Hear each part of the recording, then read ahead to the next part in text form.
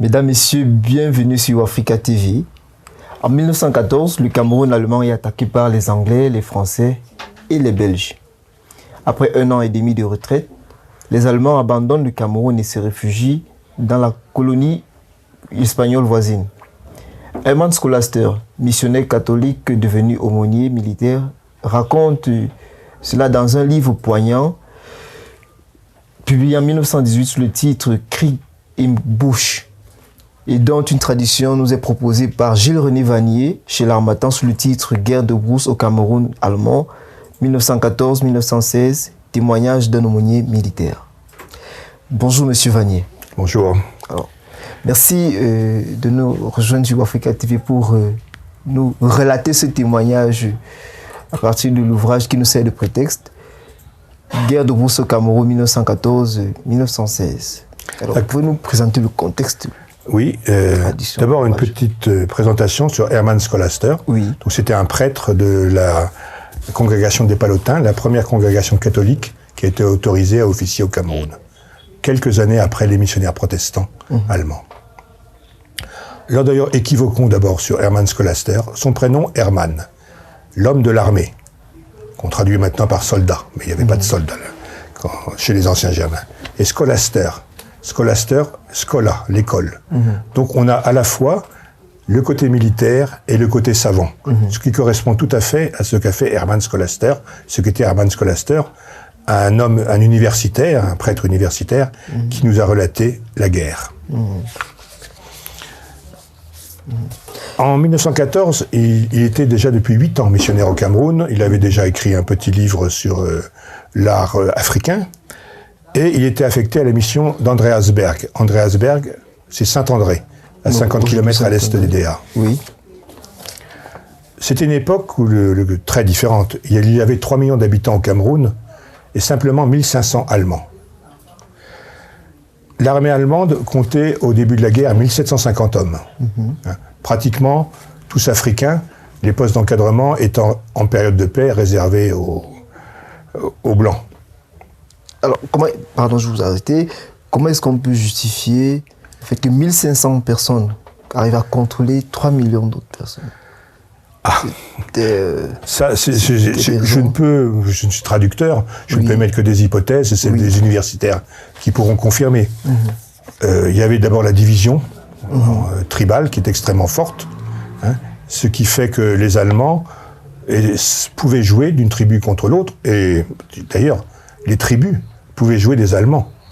Parce que les tribus pouvaient appeler les Allemands pour faire la guerre contre une autre tribu qui les gênait.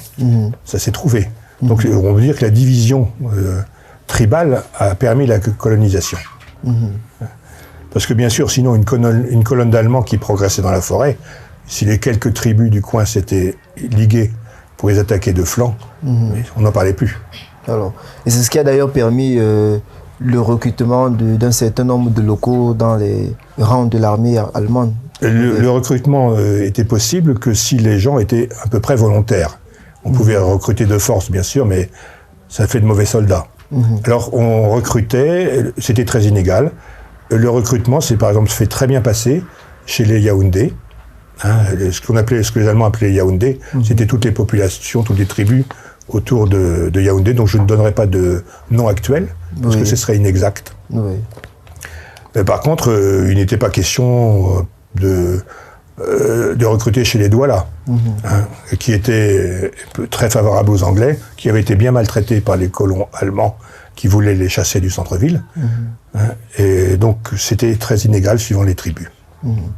Mais il y a eu, donc l'armée allemande de 1750 est passée à 5000 hommes pendant la guerre. Alors, quels étaient les différents positionnements des postes de guerre et la répartition de l'espace entre les Anglais, les Français et les Belges également qui avaient intervenu en certain moment? Les Anglais étaient au nord, l'actuel Nigeria. Les Français étaient à l'est et au sud, l'actuel Tchad, Centrafrique, Gabon, Congo peut-être même. L'ancienne Afrique équatoriale française. Exactement. Il y avait un tout petit bout au sud de la colonie espagnole du Royaume-Uni, actuellement Guinée équatoriale, qui eux étaient neutres. Et un peu plus loin, il y avait les Belges, au Congo belge, qui eux sont entrés en guerre un peu plus tard, parce qu'au début ils étaient neutres. Mais ils ont été envahis par les Allemands, donc ils se sont mis du côté des Français et des Anglais. Ah, d'accord. Donc le Cameroun était quasiment encerclé sur sa partie continentale. Et sur sa partie océanique, pas de chance, la flotte allemande n'a jamais réussi à arriver jusqu'au Cameroun, parce que les Anglais contrôlaient les mers, ils étaient aidés par les Français qui avaient tout de même une flotte en Afrique, donc très rapidement le Cameroun a été quasiment encerclé. Le passage vers le pays neutre, le Royaume-Uni, était contrôlé par les Anglais. Avant qu'un navire n'arrive dans les ports de la colonie espagnole, les Anglais contrôlaient ces marchandises, de façon à s'assurer qu'ils ne débarquassent que juste ce qu'il y avait pour les besoins des Espagnols. Et aucun ravitaillement ne pouvait transiter quasiment par la colonie espagnole vers le Cameroun. Alors, vous notez quand même qu'au début de la guerre, après la déclaration de la guerre, les Allemands arrivent à infliger quelques défaites aux troupes anglaises. Oui, et alors c'était il y a eu deux belles défaites, une devant la défense de Garoua. Là, c'est classique. Quand on a attaquant-défenseur, il y a toujours beaucoup plus de morts chez les attaquants que chez les défenseurs. Là, les Anglais n'ont pas eu de chance. Ils ont essuyé une défaite à Garoua. Une autre, à Nsanakang, dans le nord du pays, les Anglais avaient réussi à prendre le village. Simplement, ils étaient à court de munitions. Donc la contre-attaque allemande a eu pour but que les Anglais sans munitions ont cherché à fuir et se sont fait massacrer. Donc là aussi, c'était une victoire allemande. Maintenant, on voit que c'est tout de même on parle de une centaine de blessés, quelques dizaines de morts. C'était des grandes victoires et des grandes défaites en proportion du nombre d'hommes engagés. Ça n'a rien à voir avec les millions de morts de la guerre en Europe. Il aura fallu l'intervention des Français au secours des Anglais pour pouvoir faire bloc. Je dirais que c'est l'union des deux qui a fait la force. Les mérites, il faut les partager entre les deux. Oui. Les Français, ils ont envahi le Cameroun tout de suite. Parce qu'en 1911, les Allemands avaient forcé les Français à leur donner des parties de territoire de Centrafrique, du Gabon et du Congo, peut-être du Congo d'ailleurs. Et les Français l'avaient mauvaise. Donc ils ont contre-attaqué tout de suite. Ils ont même réussi à contre-attaquer un poste allemand avant que les Allemands sachent que la guerre était déclarée.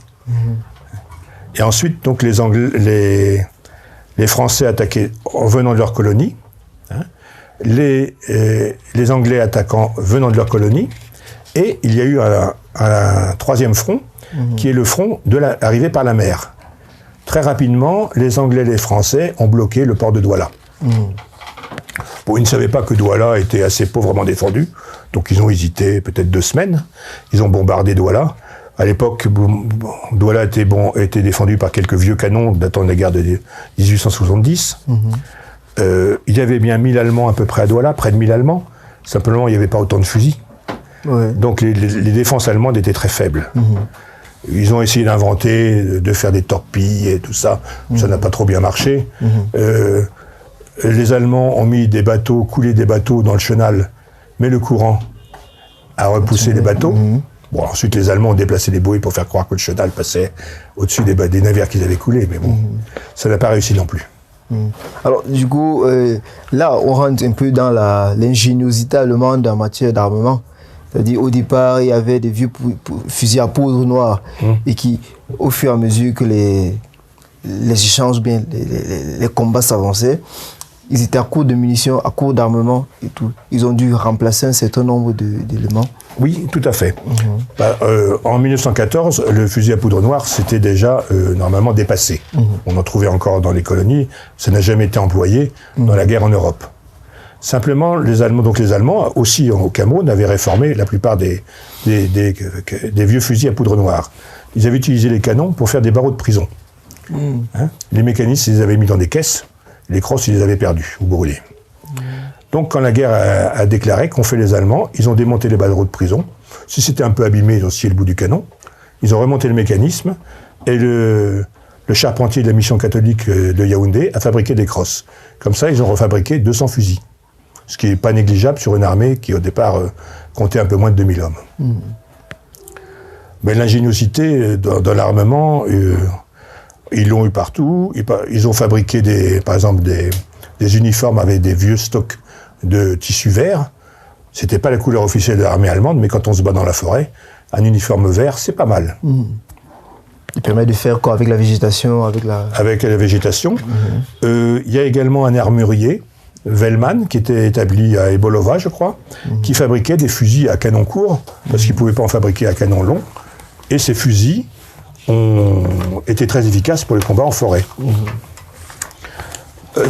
Autre ingéniosité allemande, quand la poudre vint à manquer, et les Allemands ont récupéré les stocks de dynamite, extrait par voie chimique la nitroglycérine de la dynamique, et ensuite ils imbibaient, ils mettaient dans la cartouche un papier buvard imbibé de nitroglycérine. Malheureusement, c'était très très bon quand on sortait de l'atelier, mais la nitroglycérine étant volatile et les cartouches pas tout à fait étanches, quand ça arrivait sur les zones de combat, parfois ça faisait pchit. Donc ce que faisaient les Allemands, quand l'ennemi s'approchait, on tirait d'abord les mauvaises cartouches, les nouvelles, pour faire un peu de bruit. Et quand l'ennemi approchait, on changeait, on mettait les bonnes cartouches pour pouvoir l'atteindre de façon efficace. Alors, on constate quand même qu'il y avait une certaine organisation de l'armée allemande. Elle était plus bien structurée. L'armée allemande était bien structurée. Quand tu es 1750 hommes, c'était des encadrants, souvent de l'armée prussienne. Et des soldats qui étaient tout de même bien drillés, j'allais dire, bien éduqués à la prussienne, c'est-à-dire sévèrement. Donc c'était une armée qui était bonne, il n'y avait aucun problème. Ensuite, l'économie de guerre, le gouvernement, tout de suite, quand il a vu... Peut-être avant d'arriver à l'économie de guerre, ce qui m'intéresse, c'est la ration à ce moment-là. Ce qui nous intéresse, c'est la ration. Les Allemands avaient créé des offices de ravitaillement. Oui. Les offices de ravitaillement. Et à cette période, on parle de tensions liées à la farine, à la question de la farine de blé dans les pays africains et autres. On remarque dans le livre, c'est marqué qu'à un moment, les Allemands avaient remplacé la farine de blé par la farine de maïs. Par la farine de maïs. Ils fabriquaient du pain à base de maïs et tout. Le macabo avait remplacé les pommes de terre et tout. Les Allemands, quand même, ont essayé de construire un ravitaillement adapté au contexte. Les Allemands sont des spécialistes de ce qu'on appelle l'ersatz, les produits de remplacement. En Europe aussi. En Europe, l'Allemagne était entourée par d'autres pays qui bloquaient les ravitaillements externes. Donc, les Allemands, par exemple, faisaient du carburant, on fait du carburant à partir du lignite. Donc, ils savaient remplacer. Pour le pain, ça concernait que les Européens. Les Européens consommaient de la farine importée, du pain fait avec de la farine importée. Quand tout a été fermé, bientôt il n'y avait plus de farine. Il y avait du grain. Donc ils ont dû savoir traiter le grain, le moudre, ensuite séparer l'enveloppe du grain de la farine. Pour ça, ils sont allés voir dans une encyclopédie, c'est ce qu'on appelle le blutoir, l'appareil qui sert, et le menuisier, toujours le même menuisier de la mission catholique de Yaoundé, a construit, d'après les dessins de l'encyclopédie, un blutoir qui a permis de fabriquer de la farine de maïs sans enveloppe. Ensuite, le pain de maïs, c'est tout de même un pain friable, dur. C'est pas un pain excellent. Il y avait un meilleur pain, c'était fabriqué dans le Nord avec du sorgho. Farine de sorgho. Oui, farine de sorgho, c'était meilleur. Du coup, il y a une économie de la guerre qui s'est installée. Et toute une économie de la guerre qui s'est faite.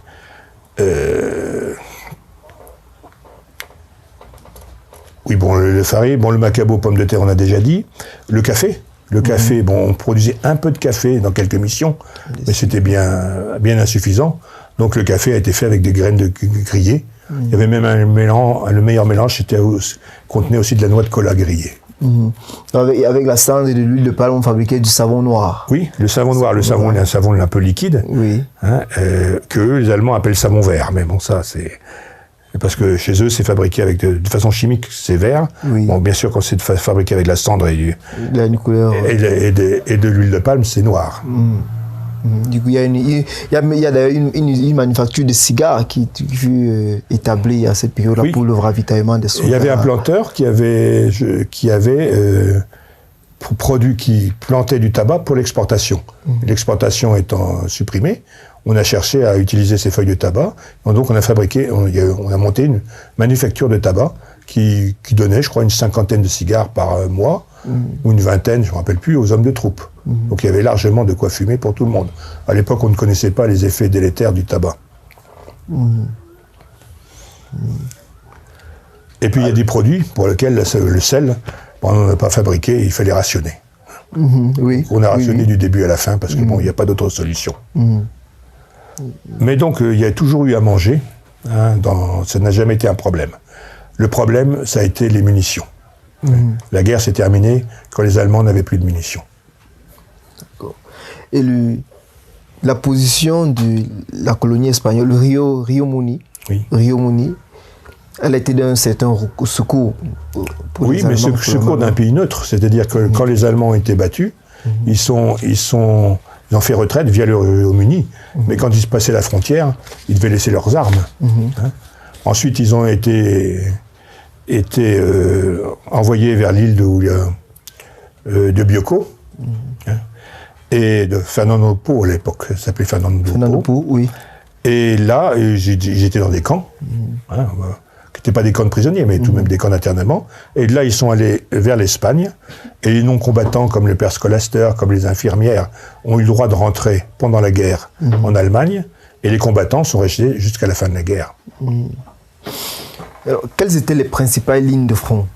C'est qu'il y avait déjà Douala, Yaoundé, il y avait Bioko, il y avait Garoua. Il y avait une ligne de front au sud, venant sur les fleuves, qui sépare du Gabon. Il y avait une ligne de front au sud-est, avec les Français, qui arrivaient. Il y avait une ligne de front au nord, avec les Anglais. Et la principale ligne de front, c'est celle qui est arrivée avec le débarquement de Douala. Parce que quand on a débarqué à Douala, il n'y avait pas seulement des navires qui ont canonné le port, il y avait également des nombreux transports de troupes. Il y avait 2000 hommes qui sont arrivés. Et donc, l'axe principal, selon le commandant allié, là où devaient porter tous les efforts, c'était l'axe Douala-Yaoundé. Déjà, le train avait existé sur une large portion. Ça s'est arrêté un peu avant Yaoundé. Donc, c'est l'axe du train, globalement, qui était l'axe de progression qui a été extrêmement bien défendu. Donc, il y avait deux types de défense. Soit il y avait des vallées perpendiculaires, donc avec des gués. Donc les Allemands faisaient des fortins, des tranchées, et là il y avait des bagarres sanglantes, avec toujours l'avantage du défenseur, c'est-à-dire que l'attaquant devait risquer sa vie beaucoup plus que le défenseur. Petite différence tout de même, l'attaquant avait plus de canons que les Allemands. Donc une fois qu'on a les canons, c'était terminé. La deuxième tactique, c'est dans la forêt. Alors là, dans la forêt, c'est très simple. Les Allemands connaissaient l'axe de progression des Alliés, ils se mettaient en travers. Quand les Alliés arrivaient, les Allemands étaient bien embusqués, ils tiraient. Donc c'était très difficile de percer. Les Alliés étaient obligés d'aller sur les côtés de la ligne allemande pour essayer de les prendre à revers. Les Allemands qui n'étaient pas si bêtes reculaient bien sûr au dernier moment et réinstallaient une ligne plus tard. C'était pas la meilleure façon de gagner la guerre, mais c'était la meilleure façon de rendre la retraite extrêmement longue. Ce qui explique que ces 5000 Allemands ont tenu pendant 1 an et demi au Cameroun. Ils n'ont pas mené une guerre ils ont mené une guerre de défense. Ils ont ralenti l'avance alliée, c'est tout ce qu'ils pouvaient espérer faire. Alors, je voudrais dire, à cette époque-là, que devenaient les prisonniers de guerre? Les prisonniers de guerre... les traités, on parle davantage... Alors, j'ai pas d'informations sur les prisonniers... j'ai pas trop d'informations sur les prisonniers de guerre africains, mais ils étaient également... Non, ils étaient dans les camps. Simplement, le père Scolaster a visité essentiellement les prisonniers de guerre européens, mais ils étaient dans des camps. Le premier camp était à Ayos. Et quand les Français ont progressé vers Ayos, il a été mis plus au nord. Donc les prisonniers de guerre étaient correctement traités. Alors, le père Scolaster, à partir de 1915, ne pouvait plus officier à Saint-André, parce qu'il était trop près de la ligne de front. Il demanda donc à être affecté à un autre poste, il devint donc aumônier militaire. Il a demandé la création d'abord d'un poste d'aumônier militaire catholique, ça lui a été accordé, donc il est devenu aumônier militaire. Et à partir de ce moment, il a officié soit sur le front, soit sur l'axe Douala-Yaoundé. Là, il raconte très, très largement les conflits, soit dans le sud. Parce que les Allemands également se tenaient bien les fronts du sud, parce qu'ils prévoyaient de ménager un passage vers le Royaume-Uni pour leur retraite inévitable à terme. Alors, Que fait quotidiennement un aumônier militaire sur une ligne de front? D'abord, il se déplace d'un front à un autre. Il se déplace avec des porteurs ou avec sa bicyclette. Il avait une bicyclette qui lui permettait souvent, quand la piste était bonne, de se déplacer en avance des porteurs qui arrivaient 1 ou 2 jours après avec tout son matériel, y compris l'hôtel de campagne. Ensuite, quand il arrive, la première chose, il se fait accueillir par les officiers. On lui prépare un logement. Et ensuite, on fait savoir que l'aumônier militaire catholique est là. Donc souvent, l'armée fait en sorte que les catholiques puissent être retirés du front le temps d'assister à la messe. Et donc l'aumônier militaire dresse un hôtel de campagne. L'hôtel de campagne, c'est juste, c'est l'hôtel, et puis ça tient lieu d'église. Oui. Une église de fortune. Église, oui, de fortune. Et également, il procède aux confessions. Il y avait d'autres religions à côté? Il raconte que, par exemple, dans le Sud, les gens s'ennuyaient tellement que même tous les officiers protestants étaient venus assister à la messe pour se désennuyer. Oui, il y avait des aumôniers protestants. Oui. D'accord. Mais dans son témoignage, on ne perçoit pas qu'à un moment donné, il a été contre la colonisation. Non, alors juste accompagné. C'était une découverte, c'était pour moi. J'ai traduit d'abord l'ouvrage d'une infirmière allemande, ensuite l'ouvrage du père Scolaster, et tous les deux ne remettaient absolument pas en cause la colonisation. Par contre, on voit bien qu'il y a des petites failles. Quand le père Scolaster quitte Saint-André, il nous cite les paroissiens qui pleurent, et puis il dit « moi je n'étais pas très loin d'eux ». Ce qui veut dire qu'il devait déjà avoir la larme à l'œil, parce qu'un Allemand ne devait pas pleurer dans ces circonstances. On voyait bien qu'il était proche de la population africaine. Il y a un moment où, par exemple, il se perd, et il est en avance de ses porteurs, puis ses porteurs passent devant, il ne sait plus où ils sont, donc il voyage tout seul. Il est pris en charge par quelques Africains, et les choses se passent très très bien, avec un dialogue. Il était très proche tout de même de la population africaine, mais il ne remettait pas en cause la colonisation. Parlait-il les langues locales? Je crois, oui. Je crois que tous les aumôniers essayaient de parler la langue locale. Lui, c'était chez les Bicoques à Saint-André. Oui. D'accord. Alors, mesdames, messieurs, nous espérons que vous en savez un peu davantage sur le déroulement, sur le processus de la guerre au Cameroun. Entre 1914 et 1916, à partir de ce témoignage du père Scolaster, traduit par Gilles-René Vanier, publié chez l'Harmattan en janvier 2021. Merci, à très bientôt sur Africa TV.